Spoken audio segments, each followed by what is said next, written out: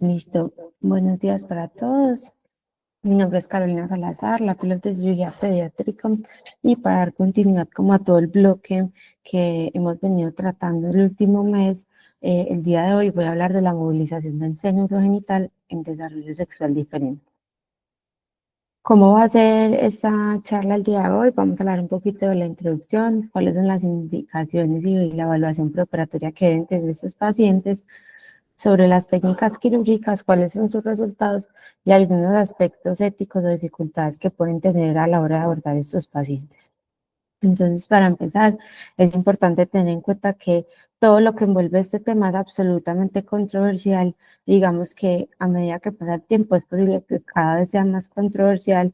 Digamos que hemos girado de un mundo eh, el que era un lenguaje o una participación muy binaria en la sociedad, y eso ha ido pues como cambiando con el tiempo, y cada vez se crean como más grupos a favor como de la diversidad y un lenguaje no binario, y eso pues afecta incluso la práctica que nosotros realizamos día a día. También es importante tener en cuenta que cuando un paciente recibe un diagnóstico que está dentro de todo el espectro que hemos venido revisando, tiene un impacto psicosocial supremamente importante que va a afectar a su paciente, a su familia, a todo su entorno. Entonces tenemos que tener como mucha precaución y mucha, sí, pues, o sea, tener en cuenta que no solo impacta en un momento, sino que es un impacto pues como a largo plazo en el abordaje de estos pacientes. Y digamos que es un mensaje que va a ser reiterativo durante toda pues como la actividad académica al día de hoy, es que la función del cirujano no es convencer a ningún paciente ni a la familia de someterse a una cirugía. Usted adquiere un papel más imparcial a la hora de tomar esta decisión.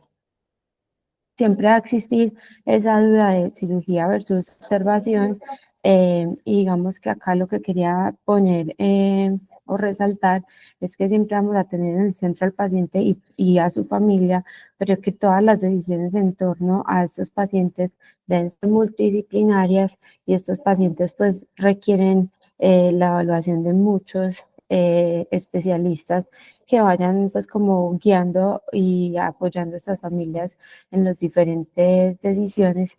Incluyo pues grupos de soporte, psicología, psiquiatría y algunos textos en los que incluyen incluso como la participación religiosa en caso de que el paciente lo solicita, pues y tenga la posibilidad de acceder a ese como forma de apoyo.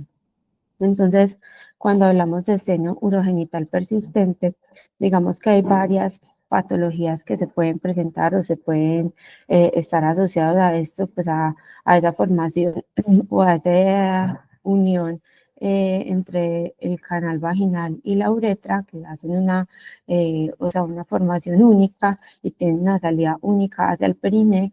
Entonces lo podemos ver en cloacas, en seno urogenital puro, muy raro, en extrofia femenina, y en este caso nos vamos a concentrar en el seno urogenital persistente en el entorno del paciente con desarrollo sexual diferente.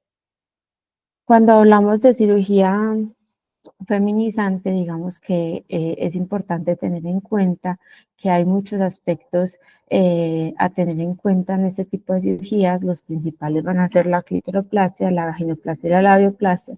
Y hoy vamos a hablar pues en especial sobre esas técnicas pues, o la técnica de vaginoplastia que se ha venido o toma fuerza, o sea, parte desde las malformaciones no rectales, y después llegan pues como a estos pacientes con desarrollo sexual diferente, y es la movilización urogenital.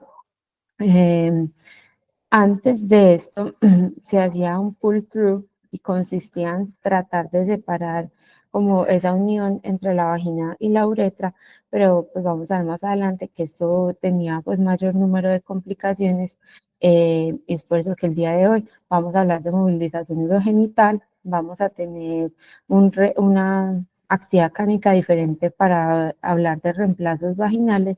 Y digamos que es importante tener en cuenta que existe el abordaje sagital transrectal anterior, pero pues no es frecuentemente utilizado. ¿Cuáles van a ser nuestros objetivos de cirugía? O sea, y esto es algo que se debe tener en cuenta porque la mayoría de los pacientes y sus familias uno cree que van a tener pues como una preocupación muy grande por la apariencia estética, pero cuando se le ha preguntado a sus familiares cuál es su mayor preocupación, siempre está dirigido a qué es lo que amenaza la vida del paciente, ¿cierto? Entonces eso va a ser el primer abordaje y tenemos que tener en cuenta que no solo va a ser como la apariencia estética, sino lo más importante es la funcionalidad, la continencia urinaria, la sexualidad y la reproducción.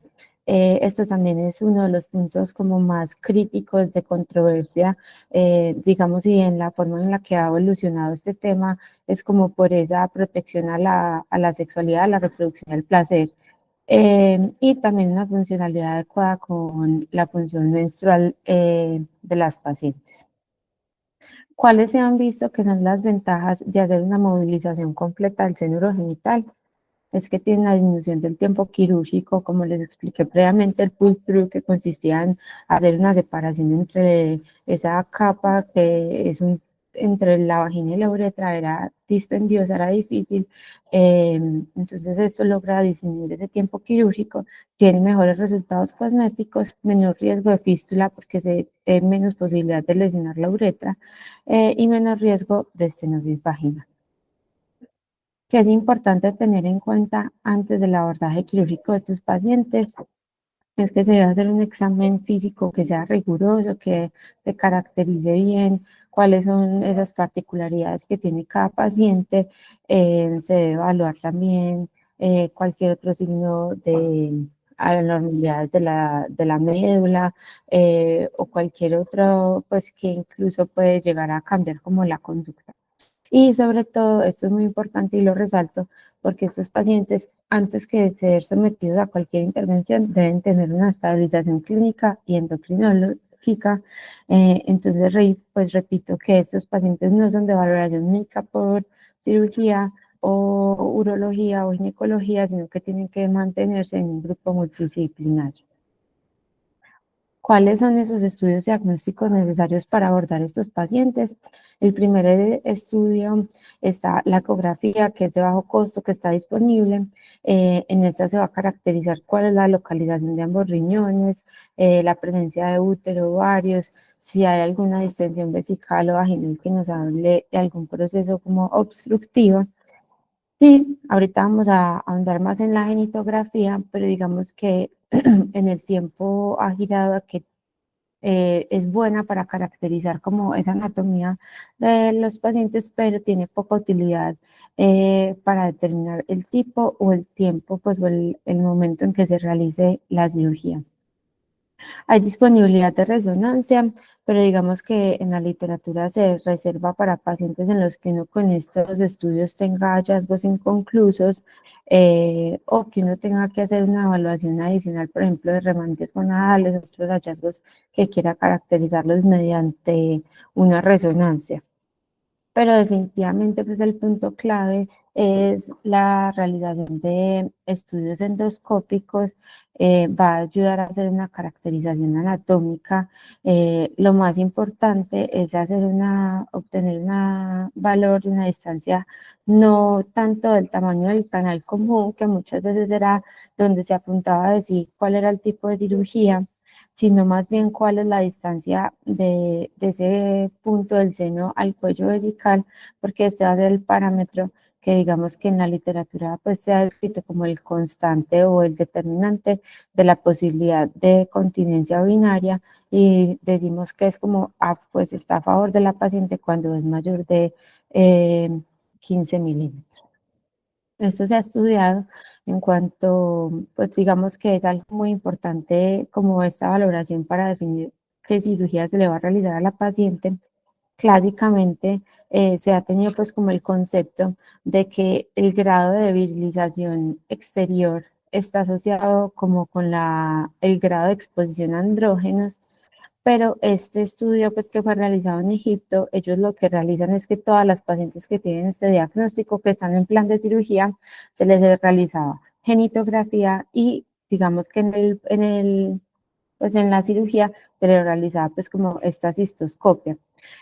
Acá podemos ver que había como una concordancia entre ambas mediciones de aproximadamente el 87%, pero cuando se evaluaba como el grado de virilización externa con el score de Prader, con las mediciones de la uretra proximal, no había relación. Entonces, digamos que esto es muy importante porque uno puede tener pacientes con poco grado de virilización, pero con una uretra proximal corta, entonces habla como de una técnica, pues, o tener consideraciones técnicas importantes para estos pacientes. Eh, que es importante que, por ejemplo, estos investigadores concluyen que a pesar de que uno sí puede tener como unos valores muy similares y es posible que lo que ayude a tomar una conducta en estos pacientes sea esta valoración en la cistoscopia, ellos utilizan la genitografía como una valoración como previa para poder objetivizar pues como la anatomía y sentarse pues como con los padres de los pacientes o los pacientes, digamos que hacer una mejor asesoría previa a la cirugía. Entonces ellos sí refieren que hay una concordancia entre ambos estudios y es posible que no sea absolutamente necesario realizar una genitografía, pero que ellos lo usan como una herramienta para esto, para esa aproximación con los pacientes. Vamos a continuar entonces a hablar de la técnica quirúrgica. Eh, pues lo voy a hacer como separado pues en secciones entre los elementos como de toda esta cirugía feminizante. Eh, digamos que como parte inicial está la realización de una sutura de tracción a nivel del glande y la mayoría de los autores en esa valoración cistoscópica inicial van a dejar una sonda Foley o un Fogarty tanto en la vejiga como en la vagina. Digamos que esto va a ayudar a guiar un poco la disección y a mantener como el plano de disección y pues como un margen como de mayor seguridad. Las incisiones, generalmente se describe esta incisión de omega, que va a ser como el flap a nivel perineal, y se van a delimitar los aspectos laterales de los labios mayores y una incisión circunferencial alrededor del meato, y pues digamos que ya sí se va a realizar la clitoroplastia, las incisiones ventrales, que las vamos a ver un poquito más adelante. Este es como el esquema pues de la localización como de las ondas y esto ayuda pues como a la movilización como tal del seno urogenital. Entonces, uno de los primeros componentes de esta cirugía es la clitoroplastia. Digamos que se hablaba históricamente de resección, esto ya es absolutamente prohibido y se considera pues que es mutilante, no se considera una opción en el momento. Hay algunos autores que hablan sobre la recesión y movilización posterior como de este clítoris de gran tamaño, pero muchos autores están en contra pues como de esta realización por la posibilidad de tener erecciones dolorosas y digamos que el principio que mantienen o que se debería mantener en todos los tipos de clitoroplasias es la preservación del paquete vascular nervioso, digamos que tiene una zona, pues su recorrido es dorsal y lateral. Entonces, cuando uno va a hacer, pues como esta técnica, debe hacer unas incisiones que van a ser dorsales y siempre, o sea, tener en mente que hay que preservar ese paquete vasculonervioso. Acá vamos a ver un video de, de, de eso. Un segundito que no me está corriendo.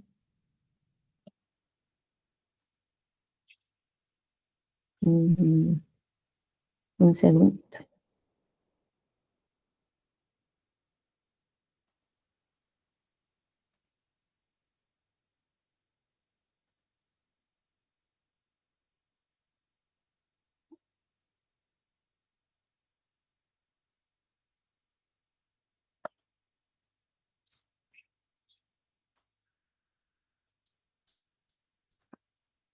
Entonces acá podemos ver como esas incisiones que son dorsales y con esto tratar de preservar la albuginia y hacer como esa resección, esa ligadura.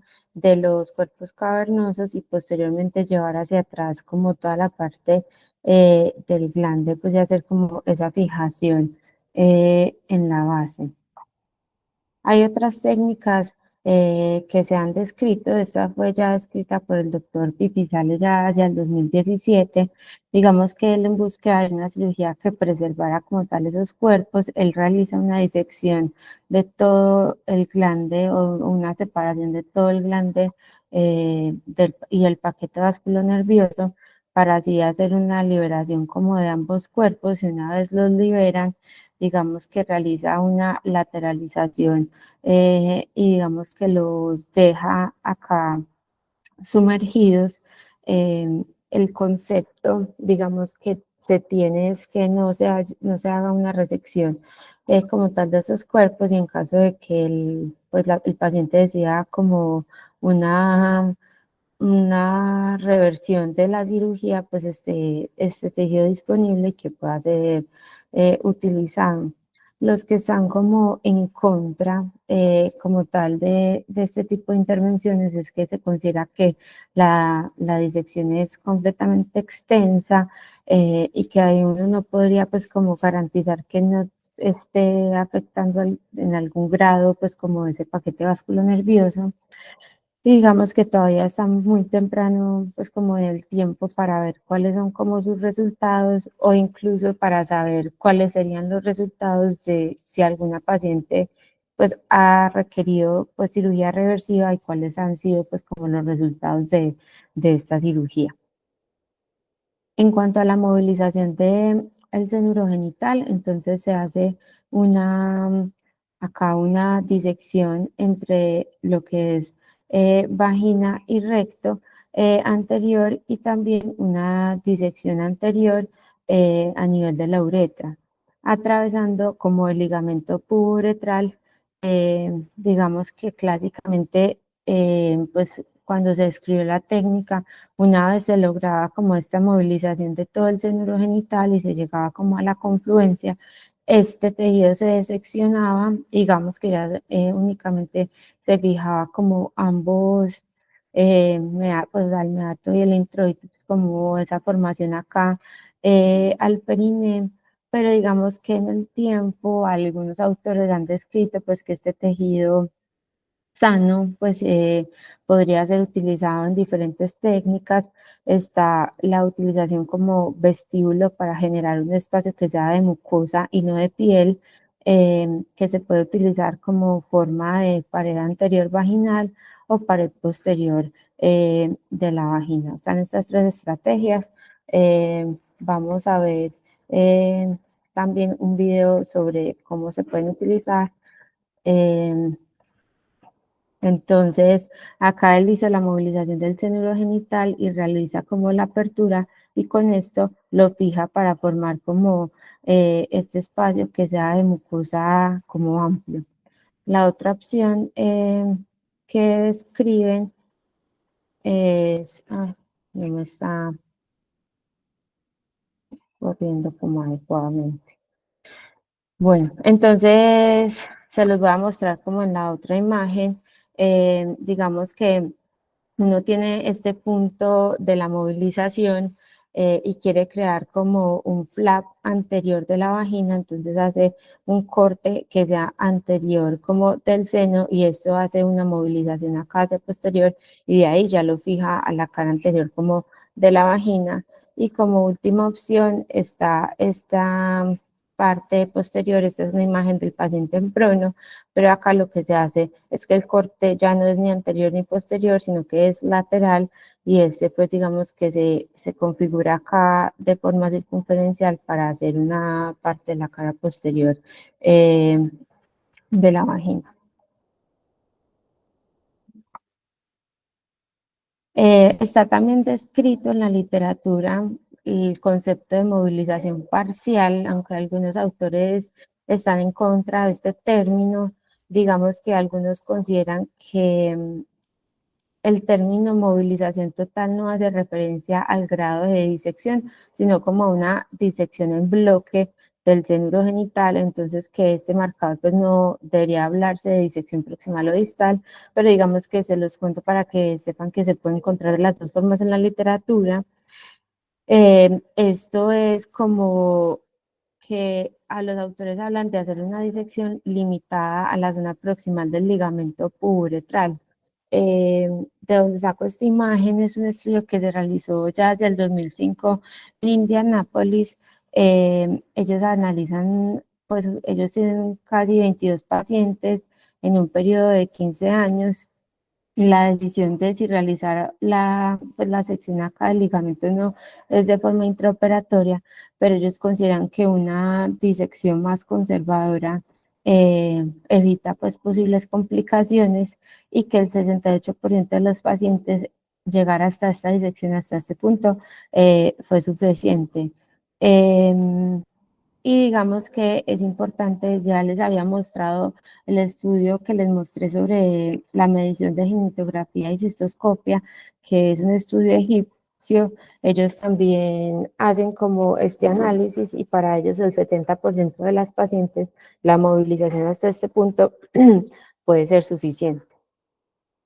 En cuanto a la labioplastia, ¿cuáles son los retos a los que nos vamos a enfrentar? Estos pacientes tienen labios mayores fusionados, que están por encima del introito y tienen ausencia de labios menores, entonces parte pues como de nuestro reto es dejar ese introito rodeado por esos labios mayores.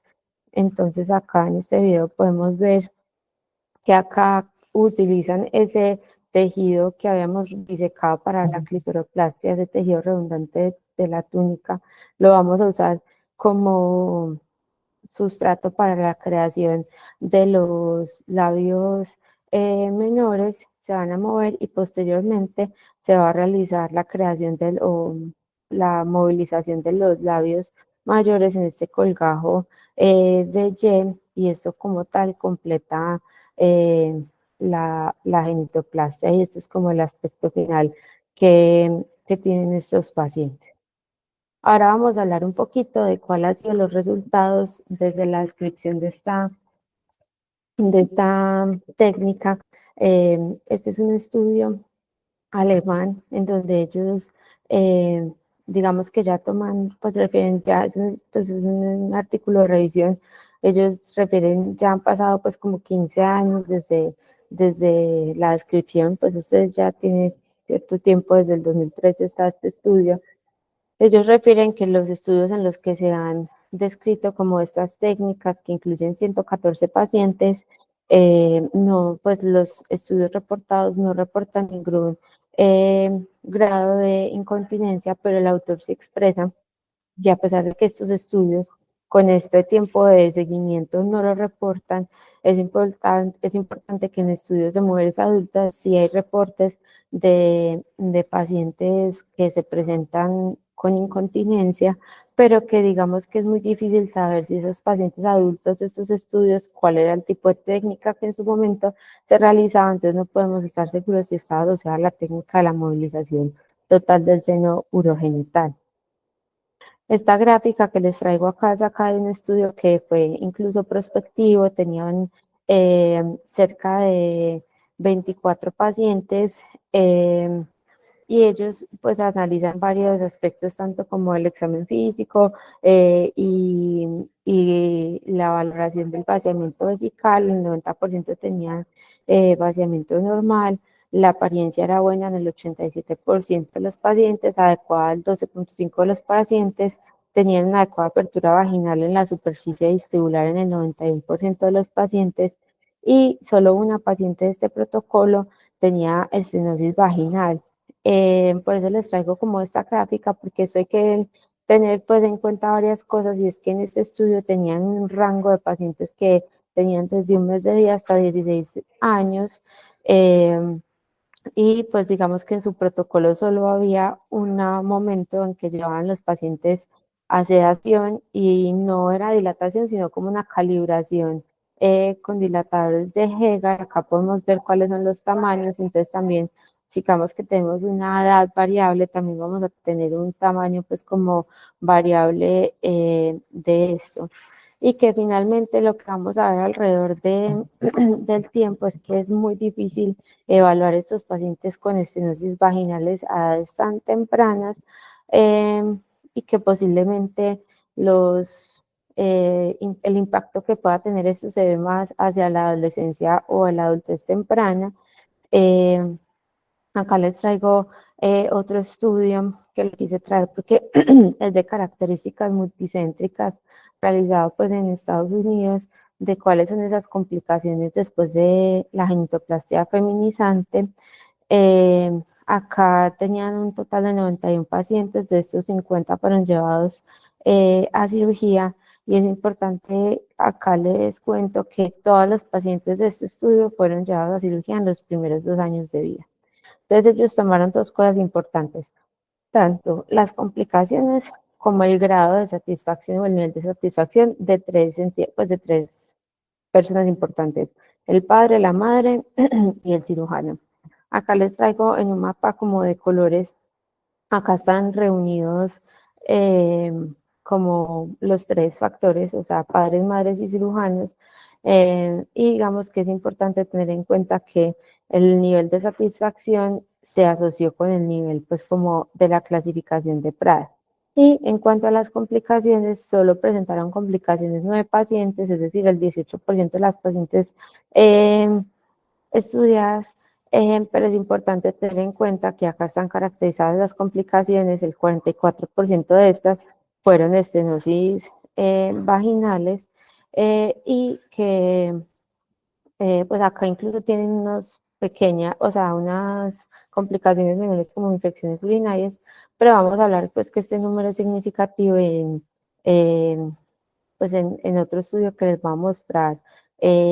Nos hablan un poquito de esta edad temprana para realizar esto. ¿Cuáles son las alternativas para enfrentarnos a estos pacientes? Entonces, digamos que el mundo ha girado más hacia hacer una cirugía que sea en un solo tiempo total, es decir, hacerlo todo al mismo tiempo.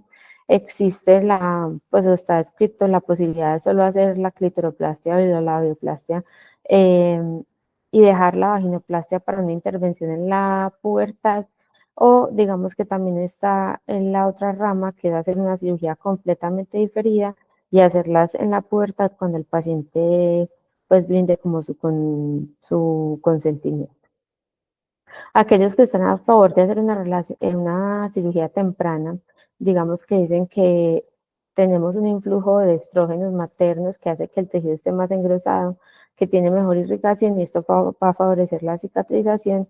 Y los que están a favor de una intervención tardía, dicen que en la pubertad otra vez hay este influjo de estrógenos, que hay crecimiento y sensibilidad, y que va a favorecer como tal nuevamente la cicatrización. Este es un estudio que trató pues que también es alemán, que comparó como esa intervención temprana y tardía. Ellos tomaron como 2 años, menos de 2 años era temprano. Tenían un total de 14 pacientes, 7 en cada grupo, y hacían una entrevista y un examen físico. Los tres parámetros importantes para ellos eran la valoración anatómica, la necesidad de otra intervención, y como los resultados de satisfacción de los pacientes. Entonces, ¿qué es importante y resalto acá? No hubo ninguna diferencia entre ambos grupos dentro del aspecto como anatómico, pero sí hubo un grado estadísticamente significativo de mayor reintervenciones en el grupo en los que se hacía la intervención en las pacientes menores de 2 años, en donde tenían cirugías mayores, es decir, una removilización del seno urogenital o una cirugía o una nueva clitoroplastia, casi en el 70% de estas pacientes. Entonces, es importante que cuando tomaban esos pacientes en los que se había hecho reintervención, estos pacientes tenían un grado de no satisfacción que también fue estadísticamente significativo. Entonces hay una asociación entre tener que llevar a estos pacientes a reintervención y el nivel de satisfacción. Entonces, incluso con este estudio, los autores plantean que dejan de hacer cirugías en menores de 2 años, y prefieren posponer hasta que la paciente esté más grande. ¿Cuáles son las dificultades para tomar las decisiones? Que tenemos estudios con bajo número de pacientes, que son diferentes las técnicas quirúrgicas, que es muy difícil describir el grado de movilización y los hallazgos intraoperatorios, cómo es el grado de movilización y que estos pacientes por lo general tienen un mínimo seguimiento a largo plazo y como les había mencionado previamente, digamos que el impacto sobre la sexualidad, la fertilidad, relaciones sexuales dolorosas, digamos que no se ven en este periodo de la infancia, sino en el periodo como de adolescencia y de adultez, entonces es posible que esos pacientes que nosotros realizamos la intervención no vemos cuál es su impacto pues como a largo plazo y que estos estudios son heterogéneos, son de bajo peso estadístico y que a pesar que ya tenemos como esta técnica escrita hace algún tiempo, pues digamos que todavía ese impacto a largo plazo estaría como por verse. Eh, También tener en cuenta que hay varios aspectos de grupos en contra de la cirugía. Tenemos grupos defensores como la OMS, la ONU, Médicos por los Derechos Humanos. Algunos países ya están pues con legislaciones en contra de la cirugía, como Alemania, Australia, Suiza, Argentina, Chile. En España la cirugía solo puede realizarse después de los 12 años. Eh, Digamos que los que están en contra de realizar esta cirugía en forma temprana dice que hay una evidencia insuficiente de que se pueda tener un impacto o el grado de impacto psicológico de crecer con genitales atípicos o con este desarrollo sexual diferente, y que la cirugía por el contrario puede generar daño físico y psicológico y viola la autonomía del niño. Mientras que los que están a favor de la cirugía, eh, digamos que refieren que hay peores desenlaces en la pubertad, aunque como les expliqué, no pude encontrar algún estudio donde se hicieran cirugías únicamente en pacientes pues en edad en la pubertad y cuáles pues como sus resultados. Y digamos que hay unos estudios sobre cuál es como esa percepción que tienen las familias sobre la cirugía y digamos que tienen bajos niveles de arrepentimiento. Este autor, pues de donde sacó esta diapositiva, él incluso realiza como un análisis entre llevar a estos pacientes a otras cirugías como, pues como amigdalectomía, y refieren que hay el mismo grado de arrepentimiento entre dos cirugías, una que es relativamente sencilla y otra que es esta cirugía que es pues, con este impacto tan grande, y que estos pacientes tienen bajos niveles de arrepentimiento y que por el contrario los pacientes y familiares reportan haber deseado una intervención más temprana. Digamos que a partir de más o menos el 2006 que se hace como un consenso sobre el manejo de estos pacientes, digamos que hay una tendencia mundial a menor cantidad de estas cirugías, pero en el 2000, más o menos 2010-2011 se hace pues como una encuesta y casi el 80% de los cirujanos están a favor de hacer una cirugía más temprana. Este es un algoritmo que está en una revista pues, de endocrinología. Digamos que ellos tratan como de crear este algoritmo que ayuda a tomar las decisiones. Digamos que acá para considerar una cirugía temprana solo entra el grupo de las pacientes que tengan una hiperplasia suprarrenal congénita y que a pesar del tratamiento quirúrgico, el tratamiento médico, tengan una virilización severa. Digamos que ahí uno podría considerar esta cirugía en un solo tiempo, pero el resto, si tiene una visualización leve o si es otro tipo de diagnóstico, estos pacientes uno debería diferir la cirugía. Entonces, esto es como la gran dificultad que tenemos. No hay un consenso entre expertos sobre el tiempo, pues, el tiempo para llevar a estos pacientes a cirugías, las indicaciones y la evaluación de los desenlaces. Como les había contado un poquito, como en el 2006 sale este consenso y ya después esta es una revisión en el 2016 sobre qué ha pasado después de este consenso. Digamos que seguimos prácticamente pues como en la misma, no hay una evidencia fuerte a favor de uno u otro, pero cuando se le pregunta como a los cirujanos y a los expertos participantes, digamos que ellos a modo de como de encuesta de los parámetros que consideran importantes es uno, a tener estos pacientes, identificarlos en centros de experiencia y evitar dilataciones vaginales en la infancia.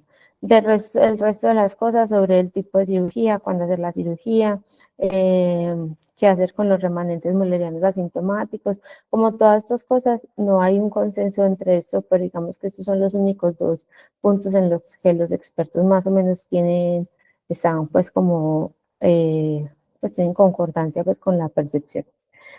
En cuanto a legislación colombiana, digamos que tenemos esta sentencia del 91, digamos que yo no voy a hablar sobre este tema porque probablemente vamos a tener una actividad sobre esto, pero digamos que en los menores de 5 años el padre es el que está como autorizado para dar el consentimiento que sea cualificado persistente, y digamos que a partir de los 5 años ya se considera que el padre ya no es sustituto para dar consentimiento sobre la remodelación de los genitales.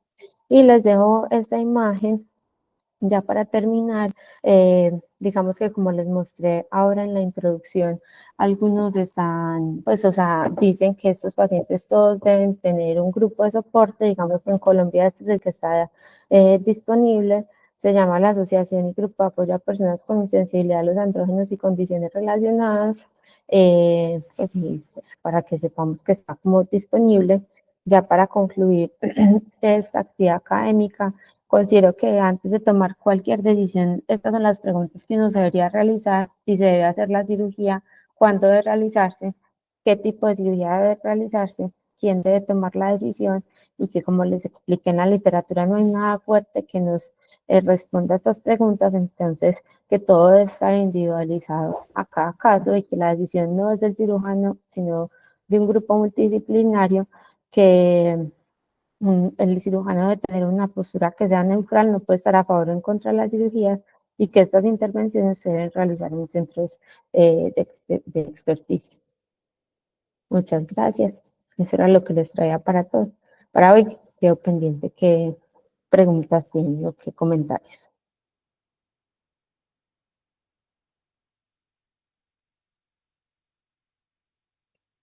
El doctor Chams tiene la mano levantada. Hola Carolina, ¿cómo estás? Buenos Hola, días. buenos días, profe. Bueno, es un tema apasionante, ¿verdad? Yo pienso que es de los temas en donde no se ha terminado de escribir. Como tú bien lo mencionabas, obviamente antes de cualquier procedimiento quirúrgico se debe tener el diagnóstico más acertado, más completo, ¿verdad? Yo pienso que el mes pasado se trabajó demasiado bien este tema en los diferentes grupos sindromáticos y no me voy a detener ahí, pero sí recordar eso.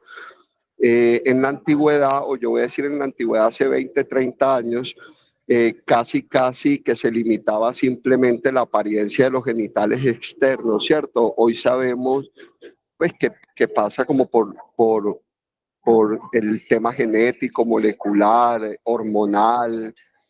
Segundo, y también para no detenerme mucho en los aspectos bioéticos, tener muy claro que mientras no exista riesgo para la salud, la vida de la paciente o del paciente, realmente no es una urgencia, ¿verdad? Da tiempo a hacer una cirugía planificada y esperar obviamente un staff multidisciplinario y sobre todo la autonomía de la paciente, que como decíamos el mes pasado, ya incluso la Corte Constitucional habla incluso de 14 años, que eso es como un dato nuevo. Bueno, yo te tenía dos preguntas. La primera, para lograr que todas estas técnicas quirúrgicas que nos mostraste sean exitosas, ¿qué recomendaciones prequirúrgicas en cuanto a la preparación del paciente encuentras como recomendaciones o con algún nivel de evidencia? Y en el posoperatorio también, ¿qué tipo de recomendaciones o cuidados?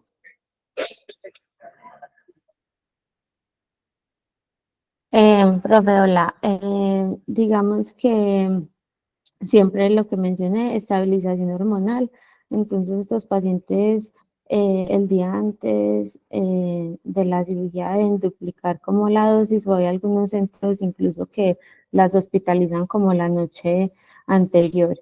Y digamos que la dosis se aumenta también, o sea, durante la cirugía se administra cada 6 horas eh, la aplicación pues como de esteroides, y también se dejan el primer día posoperatorio. Eh, y en cuanto a los cuidados posoperatorios, digamos que a mí me llamó incluso la atención que hay centros que el tiempo de estancia posoperatoria es incluso de 2 días, que me parece pues como es muy corto pues para no pensar en esa cirugía tan grande. No encontré pues como algún tipo de recomendación sobre otros cuidados, no, pues lo que les expliqué, están la mayoría de los expertos en contra de dilataciones vaginales, y ya. Hola, sí, mira, allá hay, casualmente, ayer estaba revisando el protocolo de las guías españolas, que es realmente más recomendación de expertos. Lo que tú mencionas es cierto, ¿verdad? En el caso de la hiperplasia suprarrenal, está el tema de la carga de esteroides para evitar la crisis salina.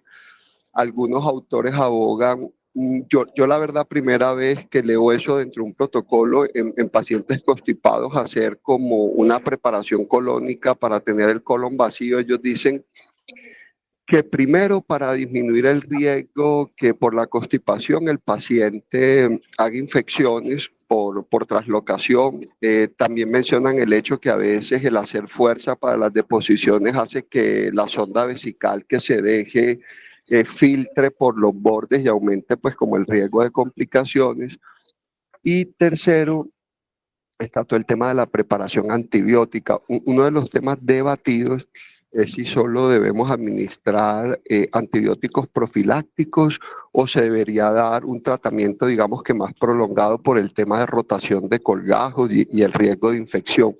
Eh, la mayoría de recomendación de expertos, no hay como ningún estudio que diga que le va mejor a los pacientes a los que les den más antibióticos o menos antibióticos, pero digamos que por recomendación de expertos mínimo se debería dar 48 horas postquirúrgico como profilaxis, entre comillas, en estos pacientes. Y el otro tema también es dependiendo de si solamente se hace la movilización del seno o si se llega a hacer un Hendren y una rafia pues larga para reconstruir uretra, el tiempo de sonda. Cada vez se deja menos tiempo la sonda, o sea, de hecho, antes los estudios más viejos hablaban de 15, después 10 días, y ahorita hablan de 7 días. Y mi segunda pregunta para terminar, a ver, ¿de qué forma tú una paciente con un seno urogenital le haces seguimiento en el tiempo para decidir si la reconstrucción se beneficia de realizar antes de la edad recomendada actualmente, o cuando la paciente tenga autonomía? Profe, digamos que con lo que les mostré, digamos que mi decisión partiría de tratar de no realizarlo menores de 2 años. Pues acá en Colombia de 2 a 5 años del padre, pues los padres pueden tener el consentimiento. Entonces yo creo que si es una familia que tiene toda la información pues disponible, ha estado como en todos los controles, y están a favor de la cirugía, se podría realizar. Eh, si no, pues digamos que también, o sea, parte de lo que yo muestro en la presentación es que uno no está a favor o en contra, es más como estar en un punto de estas son sus opciones y de tomar que la familia, pues, o el paciente cuando ya esté grande tome la decisión. Es que incluso, pues digamos que supera los 5 años, si a los 9, 10 años la paciente misma refiere que desea pues como la cirugía, la paciente ya tiene como esa autonomía para tomar la decisión. Bueno, mira, yo también revisando ese tema de recomendación de expertos, hay muchos autores que abogan que niñas con poca androgenización, o sea, Prader 2 o 3, con senos urogenitales cortos y muy cerquita del periné, muy cerquita es 1 centímetro, hacer reconstrucciones tempranas, no solo por el tema de la concepción psicológica de los genitales, sino por el tema de infecciones urinarias. En el caso de androgenizaciones más severas, Prader 3, 4 o senos urogenitales largos, ¿verdad? Mayores o incluso de mayor distancia del periné, incluso la mayoría de los autores han visto que la mayoría de estas pacientes sí se benefician mucho más de esperar la autonomía. Además, que además de que a ver, la es estrogenización de la vagina durante la adolescencia y de hecho el mismo metrocolpos ayuda a que la vagina se distienda y que probablemente tengamos mejor tejido en el momento de hacer el descenso, además de lo que tú decías, ¿verdad? El tema de las dilataciones es un tema discutido. Hace poquito tuvimos una paciente que en la edad pediátrica en otra institución le habían realizado una genitoplastia con movilización del seno. La neovagina se había estenosado, hubo que hacerle la plastia vaginal y ya la paciente de 15, 16 años la comenzamos a manejar conjuntamente con ginecología y de hecho las dilataciones llegamos como al acuerdo con la paciente que ya, pues, ya era muy complicado para ella hacerlo con bujías de Hegar, entonces se le recomendó un tema de usar dildos eh, para el tema de la dilatación porque ya había tenido una estenosis de vagina mientras pues la paciente decidía el inicio de su vida sexual. Carolina, de nuevo, gracias. Gracias, profe. Digamos que, pues, y parte de lo que usted dice, eh, algunos incluso refieren que así sean pirilizaciones pues, de menor grado, estos pacientes como deberían esperar, porque también estudios que han realizado en mujeres adultas sin ningún tipo de diagnóstico de desarrollo sexual diferente, digamos que es es difícil decir cuál es la normalidad en los genitales, o sea, hay un amplio espectro en tamaño del clítoris, tamaño de los labios, o sea, todo es variable. Entonces, que como no tenemos un parámetro de qué es normal, digamos que sus modificaciones no deben ser hacia esa normalidad que no sabemos cuál es.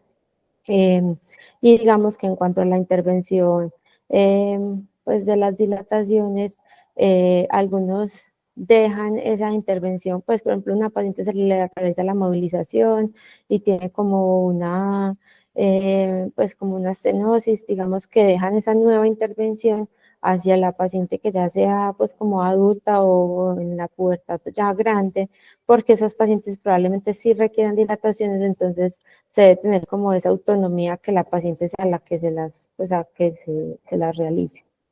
Gracias, profe. La doctora Natalia tiene la mano levantada. Hola, buenos días. Bueno, entonces, de todas maneras, como ya han mencionado, es un tema que como iniciaste en tu seminario, es un tema controversial y que como la base de todo gira alrededor de la multidisciplinariedad y de la necesidad, pues, como de apoyo en muchas otras especialidades. Todos los que nos hemos enfrentado a estos pacientes hemos tenido como algunas, por decir algo, dificultades o controversias en todo lo que nos resolviste en el seminario y puede que no sea la evidencia más fuerte o los grados de recomendación más altos, pero sí es lo que dice la literatura e hiciste un trabajo excelente, Carolina.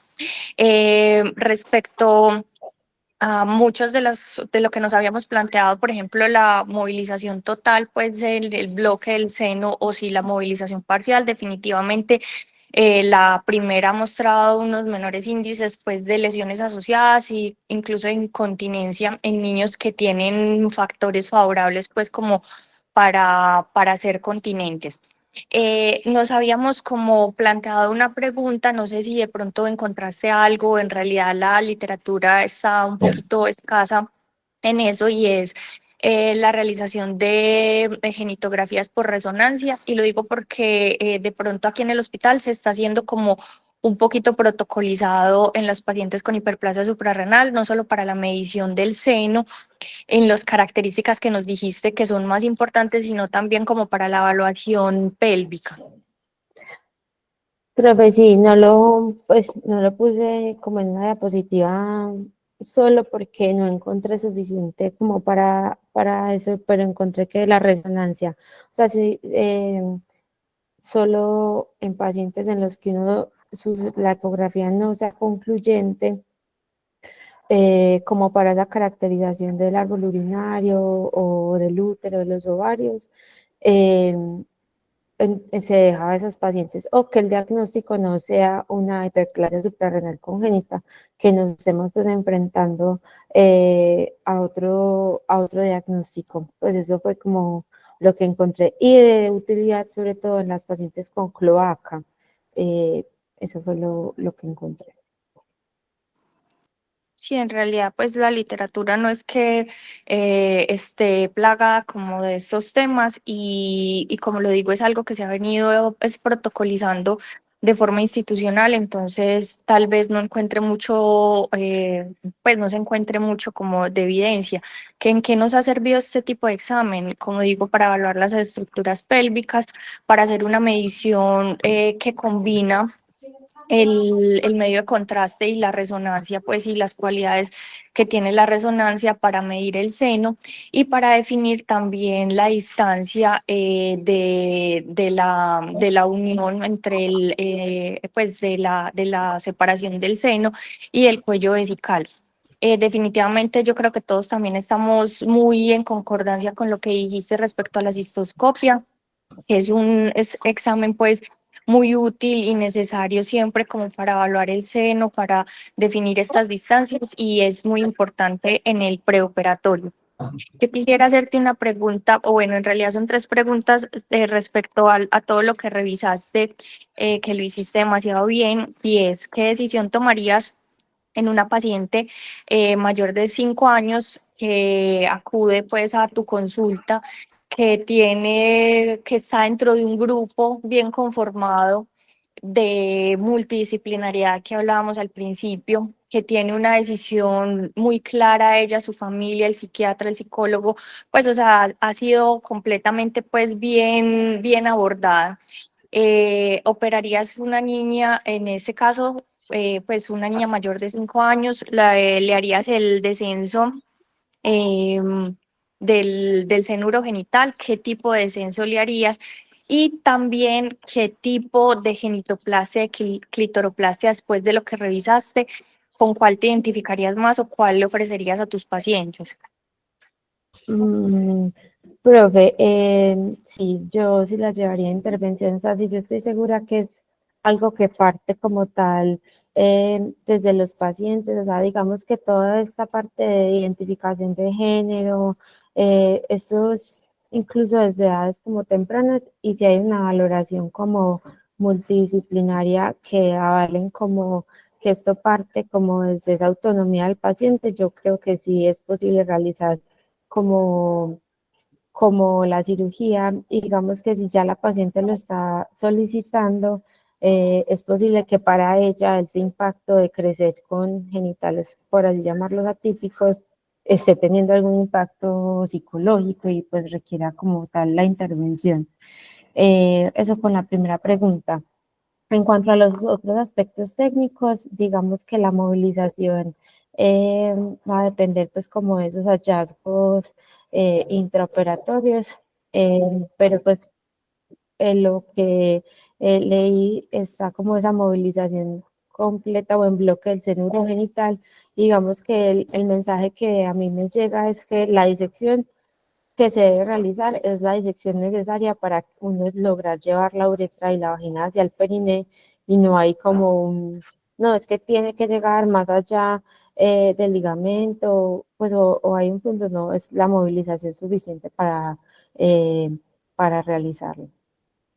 Eh, y en cuanto a la clitoroplastia, digamos que bueno, en una edad tan temprana, a mí, o sea, no, a mí sí me preocuparía hacer como esa preservación de los cuerpos, como la descripción que hace el doctor Pipisale. Digamos que sí me preocupa como toda esa disección circunferencial, eh, que considero que es imposible que uno ahí no modifique, pues, o no tenga algún tipo de sección como neurovascular. Entonces yo me inclinaría por hacer las incisiones ventrales. Bueno, doctora Caro, entonces yo la quiero felicitar porque realmente es un seminario demasiado bien elaborado, como con unos objetivos muy claros que lograron resolverse a la luz de lo que tenemos en la literatura. Me parece que lo desarrollaste muy bien y que creo que hiciste que todos entendiéramos también de forma muy clara y muy práctica y de forma muy integral, porque hasta nos presentaste parte de la legislación. Entonces, que entendiéramos muy bien todos como un tema tan difícil y complejo en el que nos enfrentamos como cirujanos pediátricos. Bueno, muchísimas gracias y te felicito. Buenos días, yo quisiera hacer como dos comentarios acerca pues, de la presentación. La primera es que me pareció muy bien hecha. La segunda es que me llama la atención en lo que dijiste ahí, Carolina. Hablaste en estudios alemanes hasta con un 44% de estenosis vaginales de estas pacientes, o sea, la mitad quedan con estenosis. Eso es independiente como de la edad.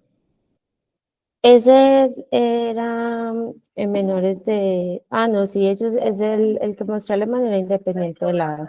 Exactamente. Bueno, la otra cosa es la siguiente. Pues esta cirugía de la movilización total de seno genital es una cirugía que se creó para pacientes con senos urogenital largos.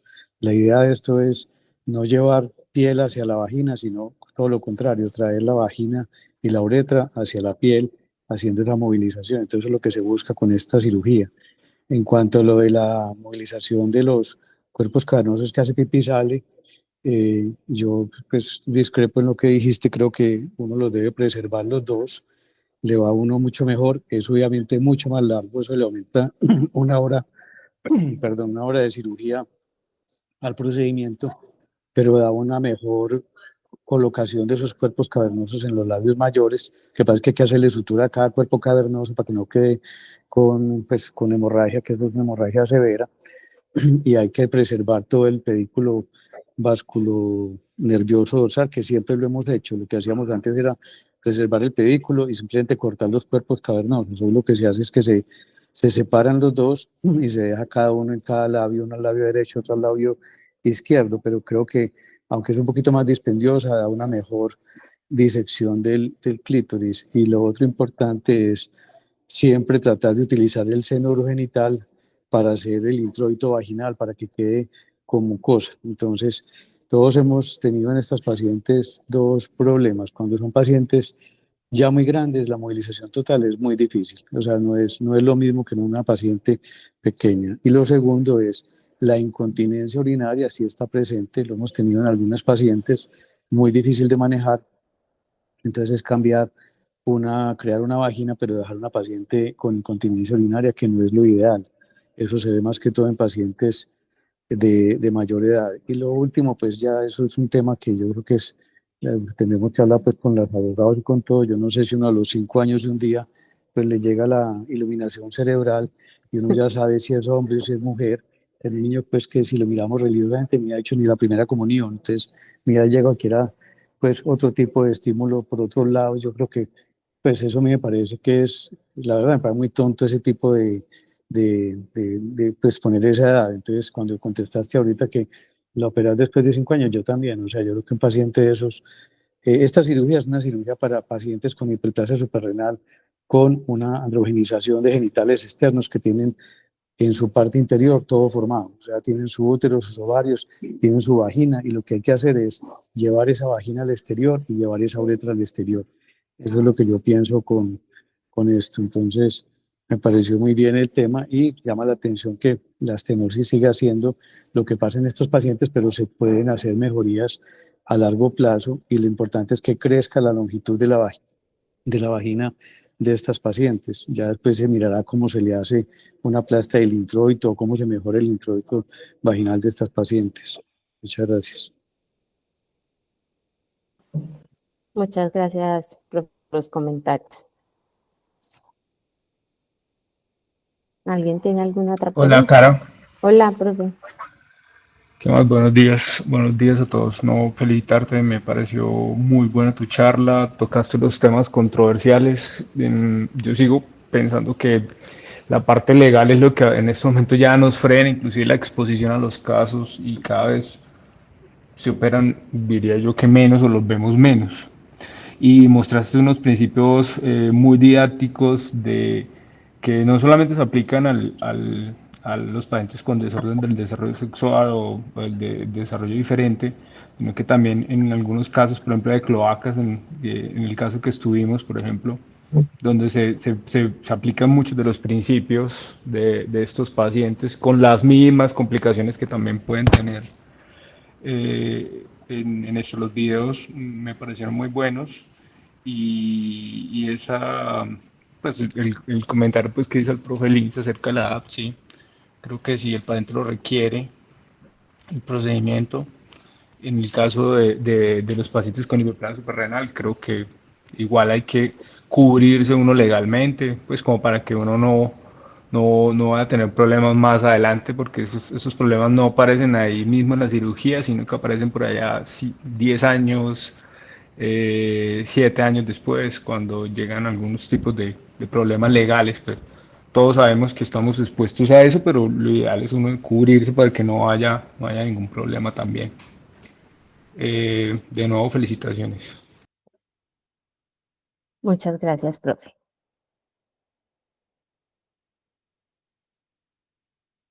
Bueno, entonces si no hay alguna otra pregunta o comentario, que tengan un feliz día.